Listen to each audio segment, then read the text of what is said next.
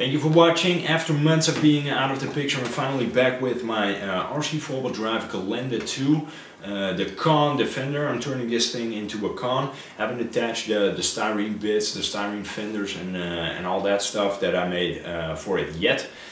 First thing that I need to tackle is I ordered some different bumpers. In hindsight, I wish that I hadn't, because it took 4 months. Yeah, you heard that right. It took 4 months to get them in. Which means that the chances of finding these items are even slimmer than the chances of finding a unicorn in your back garden. And if it wasn't for that, I would recommend them. Right now, I recommend getting something else that you can actually just go ahead and purchase. If you see them in stock, get them. If you don't, and they will be back ordered, save yourself a lot of time and frustration. Go for a different option, because you know what? It's not worth it. This bumper is licensed by ARB. The roof rack is also licensed by ARB. That's why I wanted to have this front bumper. ARB has also licensed a different type of front bumper to RC4WD drive. It has a lower part that is a bit thicker than it is on this one. And I like the look of this one a bit better. You can also install the clear lenses that come for the Mojave, for the Hilux, Toyota. From RC4WD drive, so I will be installing those lenses and also the chrome parts that aren't chrome.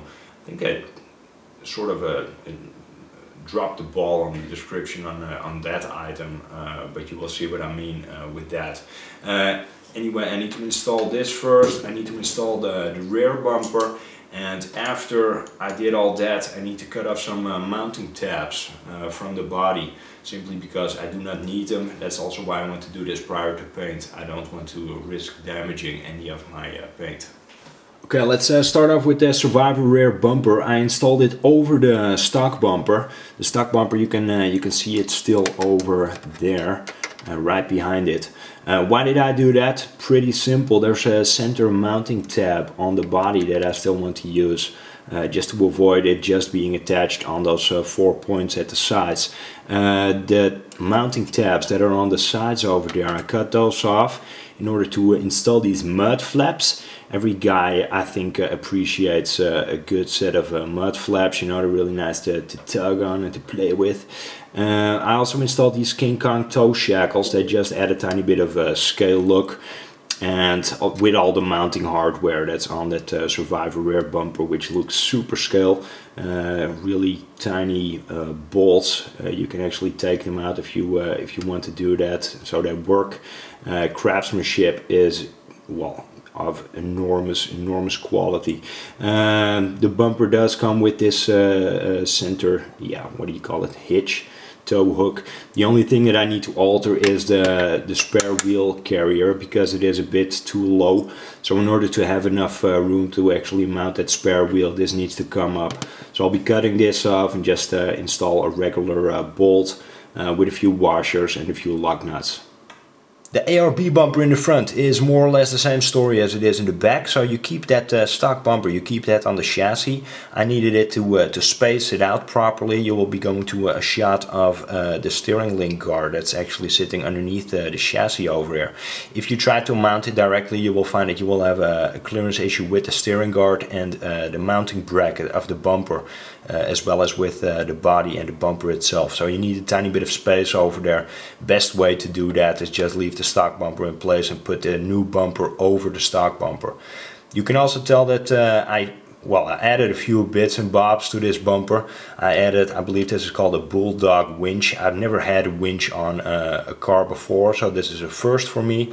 Still needs to be permanently attached. I needed to drill the holes up a tiny bit, since the bolts that hook the bracket up to the bumper are a tiny bit larger in diameter than what is intended for this winch. I also added this Viking licensed fairlead, as well as this Arches RC license plate holder, and a few Mojave clear parts and a few Mojave chrome parts.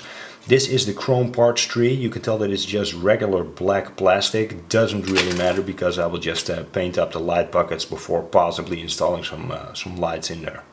The only thing better than having one set of mud flaps is having two sets of mud flaps, so I wanted to have a set in front as well. These are the same mud flaps as you will be able to purchase for the rear bumper. The only thing I needed to do is cut them up a tiny bit differently. I will take off the body, or at least attempt to do so without causing an enormous mess over here. And then you can see that I made a styrene inner fender. Really simply just drilled a hole in the bottom of it, put a bolt through there with a lock nut on the other end. I cut the mud flaps a tiny bit differently to allow them to poke out and be the correct width for the body. And I think that they add a nice little detail to this body. Also with these inner fenders, I don't have the see-through effect that you would usually have, and it will keep all of my electronics nicely tucked away and out of the way of them being super exposed and visible from the outside. This Gelande 2 is going to be the most hopped up truck in my RC collection, and that's saying something. So I still have a whole list of option parts that need to be installed. Going to that in next video. I still need to sort of test fit a few parts before I can go ahead and put the putty on the body and the primer, and then go ahead and paint it. But to avoid this video being super long, I'm just going to leave it at this. So this video is just going to be about the bumpers. It will be added to a playlist. In that playlist you can find how I got the truck to look like this. I know it has been a few months since it has been updated, but from here on out it should be updated on a regular basis until the truck is fully done. If you have any questions on parts numbers, availability, where to get it, whatsoever, all the information that you need about any of the parts that I showed in this video is in the description box below. Should you not find an answer to your question over there, leave me a comment in the box below. Also, for any other comments, suggestions, whatsoever, don't be shy. I will try to get back to you. I hope this video was informative. If you think it was, give it a thumbs up. If you want to be a tiny bit ahead of what's going on over here on YouTube, check out my Facebook page. There's a link in the description box below. It's always a bit more up to speed than my YouTube channel. It takes a bit of time to edit videos, and it takes a lot of time to upload them for me, since I have a really slow internet connection. And if you haven't subscribed yet, please do. All that being said, stay safe, have fun, and I hope to see you.